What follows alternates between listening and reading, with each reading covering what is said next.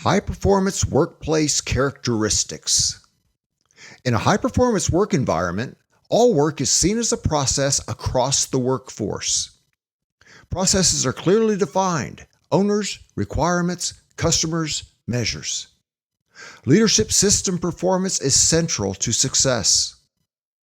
Key work systems are deployed to include all key stakeholders. Customers and other stakeholders are engaged on a regular basis. The majority of employees can explain why the organization succeeds. All processes are consistently improved over time. Process results are improving year over year in most areas of importance. Process results are at or improving towards best-in-class levels. How do you know if you are working in a high-performance workplace? Probably the best ways are to 1, look at the variety of your results trends over time, and 2, look at how each person views their job.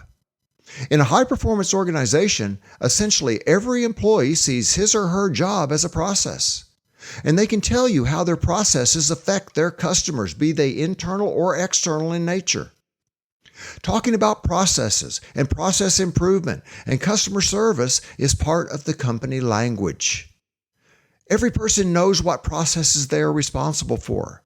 They know who the key internal or external customers of those processes are. They know what their requirements are, and they can easily show you how their processes are performing relative to satisfying those requirements.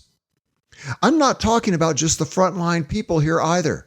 Talk to any leader in any department, and you will get the same types of responses. These people know their work systems. When we go on a Baldrige site visit, we talk to as many people as we can. We want to see the degree that a given organization is practicing what they preached in the 50-page award application. We watch people work.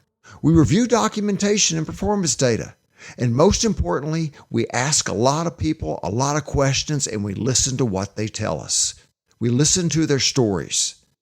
If you're fortunate enough to spend time with a high performer, you will see a lot of consistency in the responses different people give you. The representatives of each department talk the same language. They can show and tell you how their personal contributions have led to sustained improvement within their process team and for the organization in general. They can all show you results that support their pride. In such an organization, the degree of high performance focus does not vary much between the production, accounting, human resources, sales, and information technology departments. Process measurement, analysis, and improvement is not limited to frontline jobs in middle management. Talking to a president or vice president is just about the same as talking to an hourly employee. It doesn't matter if we're in a hospital, a school, or a factory. The majority of the people we talk to are on the same page. They believe in and live process improvement every day. It's not this way in most companies. But then again, most companies are not fortunate enough to be high-performance workplaces. Now, what's holding you back? Your final group exercise. What will your next steps be? What key process excellence choices do you need to consider making? What barriers might hold back your process excellence pursuit efforts? What actions can you take to minimize the effect of those barriers?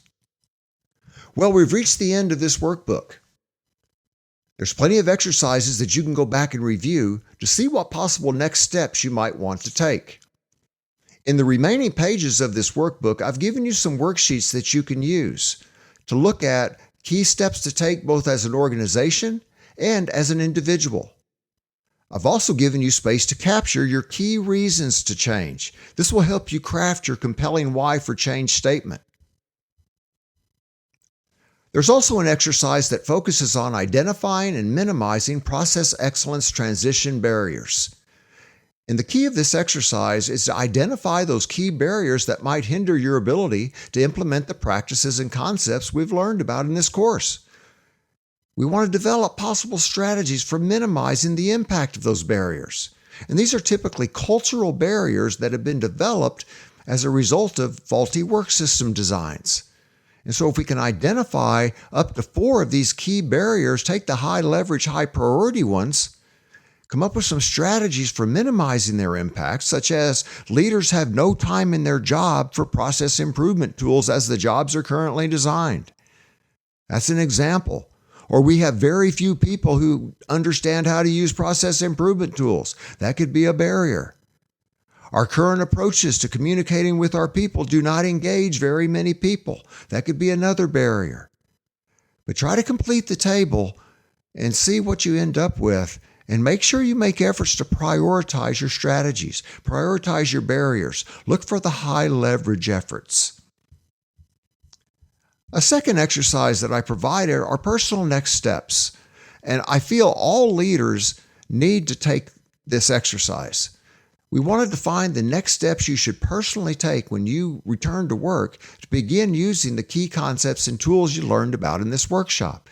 And I've given you a place to capture up to 7 key next steps that you could take to begin using process excellence tools and concepts. As with all the other exercises, there's a more value in having this work as this exercise is designed, where we have a group of people together, we do some individual work first, then we put everybody into a group, everybody shares their work, and we share key learnings. You get much more value from these exercises versus working on them in isolation. Enjoy your planning and keep improving. Contact information. Well, my name's Kevin McManus, and I've appreciated sharing this workbook with you. When I present, I don't use a script. I just share my experiences as I look at the main concepts in the slides. However, I was recording this for audiobook purposes, so I tried to be as close to the text in the book as I could be. Please connect with me. There's a variety of different ways that we can do this. LinkedIn is probably the most common way to stay in touch with me from a social media perspective, but don't see this workshop as being the only opportunity you have to learn more about process excellence tools, process excellence concepts, or high-performance work systems in general. I welcome your questions, thoughts, and suggestions via message, email, or text. If you want to make the contact even more personal, feel free to give me a phone call. I do travel a bit and I'm out and about a bit, so it may be difficult to reach me immediately. But if you leave me a message or text me on my cell phone, which is the number I provide here, I will almost always be able to get back to you within 24 hours, if not on the same day as you call. If you put your name and organization in the email, there's an even greater chance that I'll pick it up. Here are some ways in which I can help you and your organization in your pursuit of process excellence. There are a variety of different workshops that, teach your team workshops and teach your leader workshops that I offer, similar to this one. This is the first of the set, but if you stay in touch with me within the next few months, there will be 5 additional titles that I'm going to be making available for your use in teaching your teams and your frontline leaders about high-performance workplace concepts. Also, please consider visiting my website on a regular basis. I add new content to the website regularly, and I have a lot of free how-to ideas, tools, and commentaries about high-performance work systems. I try to share my learnings and experiences with folks that way. Many visitors find things on the website they can start using almost immediately to improve one or more aspects of their team, sites, or organization's performance, and you don't have to invest anything more than your own personal time. I'm not going to charge you consulting fees, and that's even if we get together for a little coaching chat on Zoom. Finally, take the time to visit the Taproot website. I'm a contract instructor for the Taproot root cause analysis process. I teach virtual 3-day Taproot root cause analysis courses. I've been doing that for almost 20 years. Taught almost 500 different courses, over 10,000 people. So I've learned a lot from doing this, and I'd love to share my learnings and experiences in the world of root cause analysis and human error prevention and equipment failure troubleshooting with you. Have a great day. Shoot me your questions if anything comes up. And more importantly than anything else, follow your dreams and keep improving.